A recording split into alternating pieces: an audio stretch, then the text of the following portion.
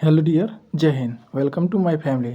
दोस्त, आज की इस वीडियो में हम बात करेंगे भारतीय कृषि एवं पशुपालन से संबंधित कुछ महत्वपूर्ण क्वेश्चन के बारे में जो आपके कई सारे एग्जामों में पूछे गए हैं और लगातार पूछे जा रहे हैं। दोस्त, आज की यह वीडियो बहुत ही इंपॉर्टेंट होने वाली है।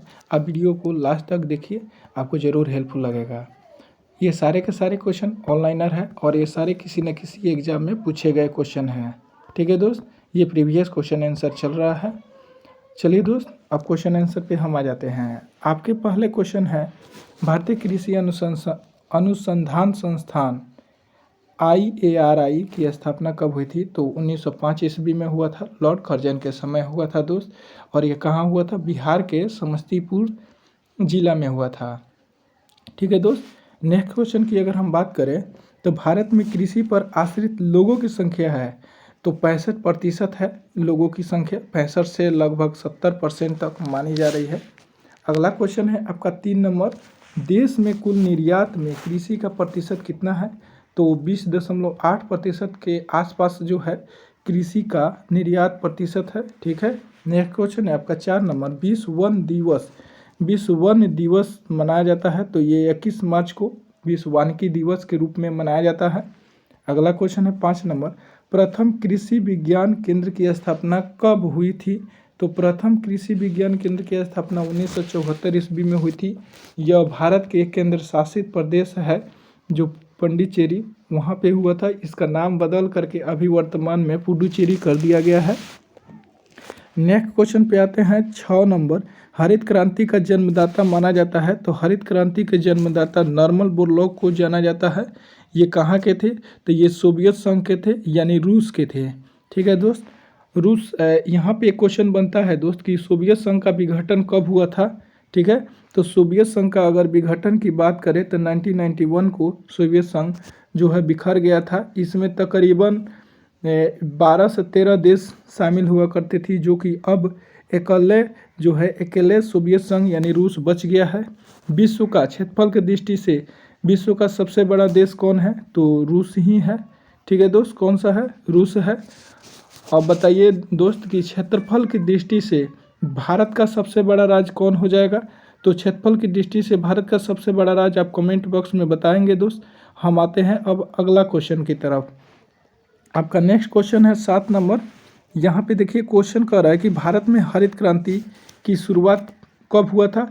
तो 1966 में, और 1966 से 69 के बीच में हुआ था। इसका एग्जैक्ट आंसर है दोस्त कि 1966 से 69 के बीच में हुआ था। कब हुआ था? 1966 से 69 के बीच में हुआ था।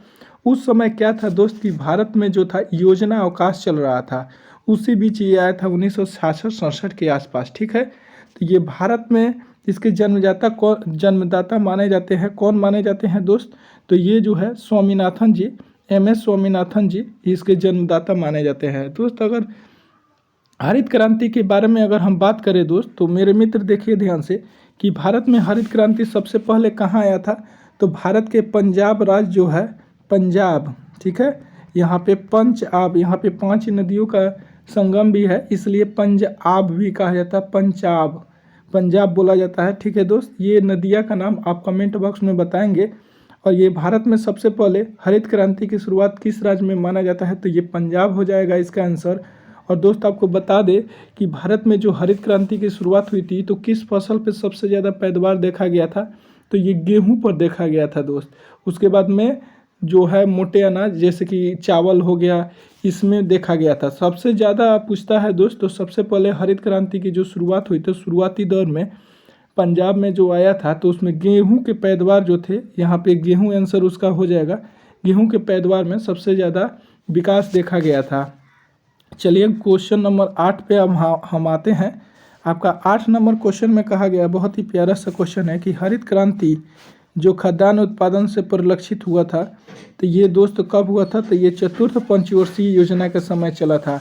दोस्त आप कमेंट बॉक्स में बताएंगे कि चतुर्थ पंचवर्षीय योजना कब से कब तक चला था। ठीक है दोस्त, अगला क्वेश्चन की बात करें हम, गेहूं में क्रोमोसोम की संख्या कितनी होती है? तो यहाँ पे देखिएगा 42 क्रोमोसोम होती है। क्रोमोसोम क्या होता है? ये एक प्रकार का गुणसूत्र है।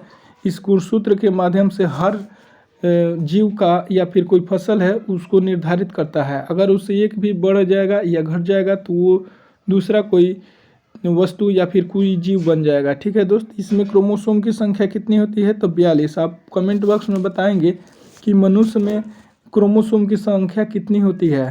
ठीक है दोस्त। 10 नंबर आपका क्वेश्चन कह रहा है कि भारतीय गन्ना शोध संस्थान कहाँ है? तो ये दोस्त कोयम्बटूर में इसका आंसर हो जाएगा।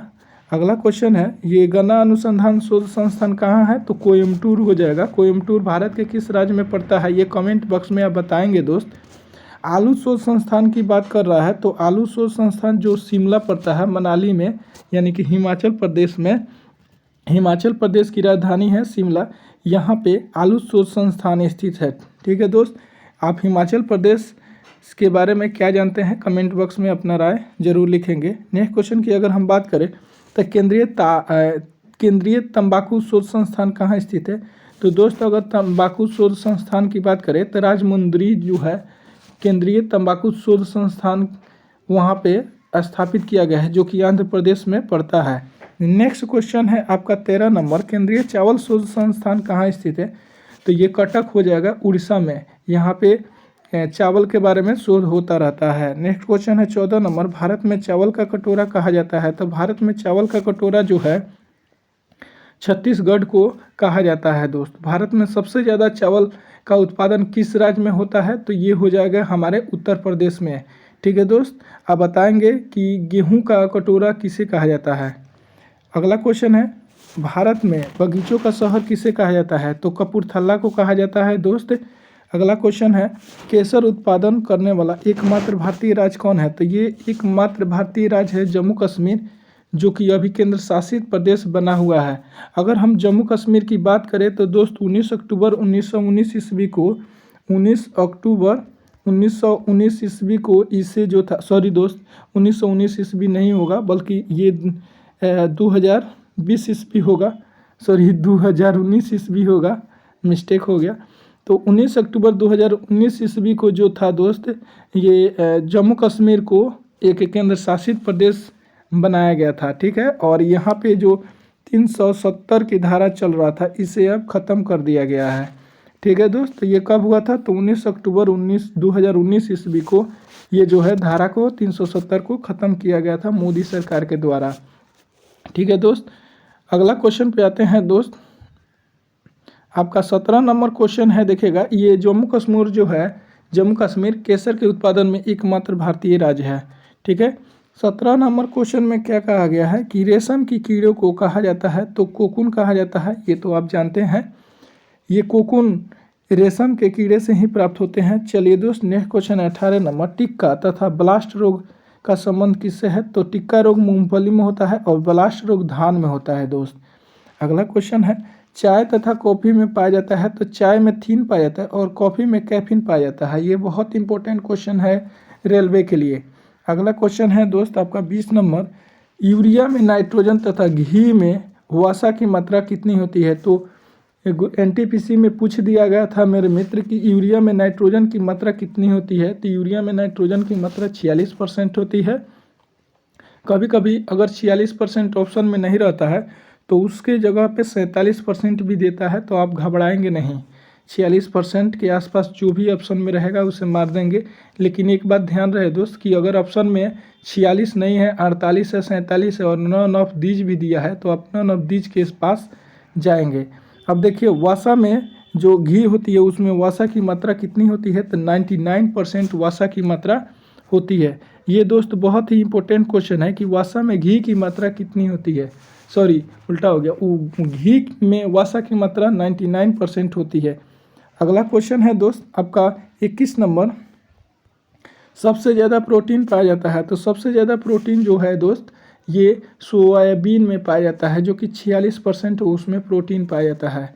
दोस्त देखिए, जैसे कि नाइट्रोजन में 46% सॉरी यूरिया में नाइट्रोजन 46% पाया जाता है, उसी प्रकार से सोयाबीन में 46% ही क्या पाया जाता है? प्रोटीन पाया जाता है। ठीक है दोस्त एक क्वेश्चन बताइए कि भारत में सोया प्रदेश के नाम से किसे कहा जाता है या किसे जाना जाता है, या फिर भारत का हृदय किसे कहा जाता है? तो ये मध्य प्रदेश को कहा जाता है दोस्त। और मध्य प्रदेश में सबसे ज़्यादा सोयाबीन के उत्पादन होने के कारण इसे सोया प्रदेश भी कहा जाता है।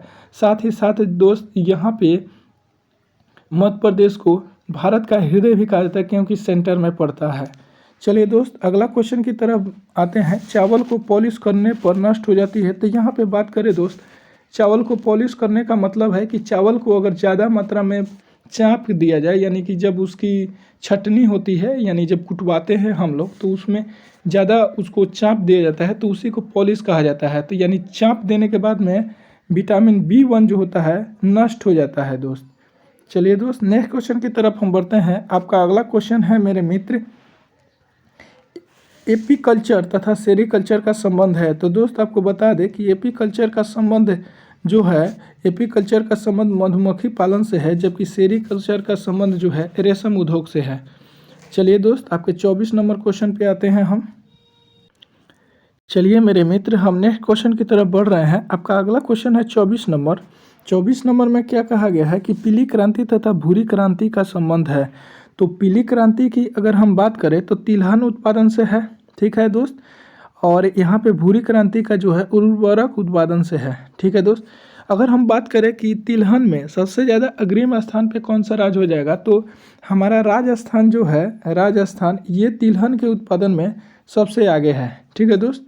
अगर क्षेत्रफल की दृष्टि से हम ऊपर ही क्वेश्चन एक पूछे हैं कि भारतीय राज्य में क्षेत्रफल की दृष्टि से सबसे बड़ा राज्य तो कौन हो जाएगा दोस्त, ये आप बताइए। जो समुद्र तटीय है तो यहाँ पे कौन सा राज्य हो जाएगा दोस्त, पहले राजस्थान आता है, ठीक है। और यहाँ पे देखिए, चलिए दोस्त हम नेक्स्ट क्वेश्चन की तरफ बढ़ते हैं। राजस्थान से आप इतना याद रखिए कि तेल के उत्पादन में प्रथम स्थान पे है। और यहाँ पे पूछा गया था कि पीली क्रांति का संबंध किससे है, तो यहाँ पे तिलहन उत्पादन से हो जाएगा। 25 नंबर क्वेश्चन पे आते हैं, नीली क्रांति तथा गुलाबी क्रांति का संबंध किससे है। तो दोस्त अगर हम 25 नंबर क्वेश्चन की बात करें तो नीली क्रांति का संबंध जो है मत्स्य उत्पादन से है, तथा यहाँ पे गुलाबी क्रांति का संबंध किससे है, तो झींगा उत्पादन से हो जाएगा। नेक्स्ट क्वेश्चन की तरफ हम बढ़ते हैं दोस्त। आपका 26 नंबर क्वेश्चन में कहा गया है कि धान का प्रसिद्ध खैरा रोग होता है। तो जस्ता की कमी के कारण जो होता है धान में खैरा रोग होता है। अगला क्वेश्चन है, धान का अंतर्राष्ट्रीय शोध संस्थान कहाँ पे स्थित है। तो फिलीपींस की राजधानी मनीला में स्थित है, मनीला में स्थित है। कहाँ है दोस्त, मनीला में स्थित है, ठीक है दोस्त। अगला क्वेश्चन आते हैं 28 नंबर, भारतीय दलहन अनुसंधान संस्थान स्थित है। तो ये कानपुर उत्तर प्रदेश में स्थित है। अगला क्वेश्चन है 29 नंबर कि देश भर में गायों तथा भैंसों की नस्लें पाई जाती है। तो 32 प्रकार के गाय की नस्लें तथा भैंस की 7 प्रकार की नस्लें पाई जाती है। दूध का रंग जो होता है सफ़ेद होता है और जो पीला होता है यह किसके कारण होता है। तो देखिए दोस्त, अगर हम बात करें दूध का रंग सफ़ेद होता है वो कैसिन के कारण होता है, और कैरोटीन के कारण जो होता है वह पीला होता है। दोस्त आप कमेंट बॉक्स में बताइए कि किसका दूध उजला होता है और किसका दूध पीला होता है। ये आपके पास ऑप्शन है गाय, भैंस, भेड़, बकरी, ठीक है दोस्त। इसमें से दो जानवर का जो होता है ये व्हाइट एंड पीला होता है, येलो, ठीक है दोस्त, बताइए। नेक्स्ट क्वेश्चन की बात करें हम कि गाय के घी में पीलापन होता है। देखिए दोस्त यहाँ पे आ गया क्वेश्चन, कैरोटीन के कारण गाय का दूध क्या होता है, पीला होता है। एंथ्रेक्स रोग होता है तो एंथ्रेक्स रोग गाय तथा भैंस में होता है, ये मुंह में हो जाता है दोस्त। अगला क्वेश्चन है, मुर्गियों की सबसे भयंकर बीमारी है तो रानीखेत है। अगला क्वेश्चन है, राष्ट्रीय डेयरी विकास बोर्ड की स्थापना कब हुई थी। तो 1970 ईस्वी में राष्ट्रीय डेयरी विकास बोर्ड की स्थापना हुई थी। अगला क्वेश्चन है, श्वेत क्रांति तथा लाल क्रांति का संबंध है। तो श्वेत क्रांति जैसा कि आप जानते हैं कि वर्गीज कुरियन ही इसके जन्मदाता माने जाते हैं श्वेत क्रांति के। तो ये दूध उत्पादन से संबंधित है। और लाल क्रांति का जो संबंध है मांस उत्पादन से है, टमाटर उत्पादन से है, ठीक है। अगला क्वेश्चन की हम बात करें दोस्त, एक क्वेश्चन जान लीजिए कि दूध उत्पादन वर्गीज कुरियन को पिता के रूप में जाना जाता है। तो भारत में सबसे ज़्यादा दूध उत्पादन में उत्तर प्रदेश हो जाएगा, और विश्व में सबसे ज़्यादा दूध के उत्पादन में भारत का स्थान हो जाएगा, और दूसरा स्थान अमेरिका का आता है। नेक्स्ट क्वेश्चन की बात करें, पाश्चुरीकरण क्रिया दूध को रखा जाता है तो 62 डिग्री सेंटीग्रेड पर लगभग 30 मिनट तक रखा जाता है। चलिए दोस्त नेक्स्ट क्वेश्चन की तरफ आते हैं। 37 नंबर क्वेश्चन है, सबसे अधिक वसा पाया जाता है तो रेडिएटर के दूध में पाया जाता है। और दोस्त आपको बात करें कि जो भैंस होती है, भैंस के जो दूध में वसा की मात्रा होती है लगभग 7% के आसपास होती है, जबकि वहीं गाय की अगर बात करें तो यहाँ पे 3 से 5% के आसपास 2% भी हो जाता है किसी किसी गाय में, और किसी किसी गाय में लगभग 4 से 5% तक वसा की मात्रा होती है। तो यहाँ पे देखिए क्वेश्चन क्या कर रहा है हमारा कि सबसे अधिक वसा पाया जाता है तो रेडिएटर के दूध में पाया जाता है। अब अगला क्वेश्चन है कि द कॉप काऊ कहा जाता है, तो किसे कहते हैं? भारतीय गायों को क्या कहता है?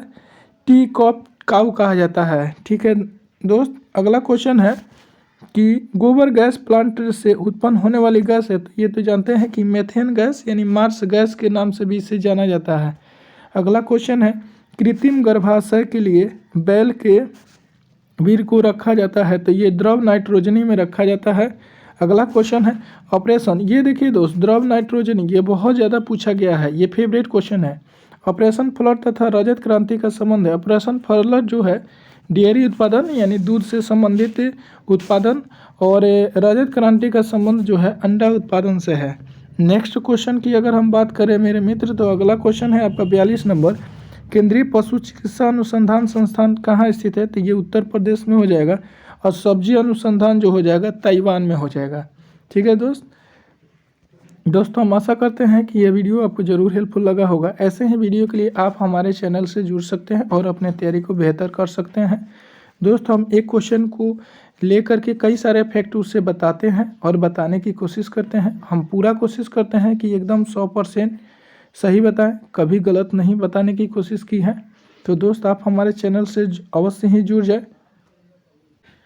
दोस्त आपको बता दें कि ऐसे ही मैंने बहुत सारे क्वेश्चनों को दे दिया है, आप उससे भी वीडियो को देख सकते हैं। इसके डिस्क्रिप्शन बॉक्स में उसका लिंक दिया गया है। दोस्त चलते चलते इस वीडियो को एक लाइक कर दीजिएगा और अपना राय कमेंट बॉक्स में लिखेंगे, और चैनल को तो सब्सक्राइब कर लिए होंगे, और कोशिश कीजिएगा कि अपने दोस्तों तक भी यह वीडियो पहुंचाए और इससे चैनल के साथ जुड़ करके अपनी तैयारी को बेहतर करें। चलिए दोस्तों हम फिर मिलते हैं किसी नेक्स्ट वीडियो में, तब तक के लिए आप लोग खुश रहिए। Thanks for watching this video.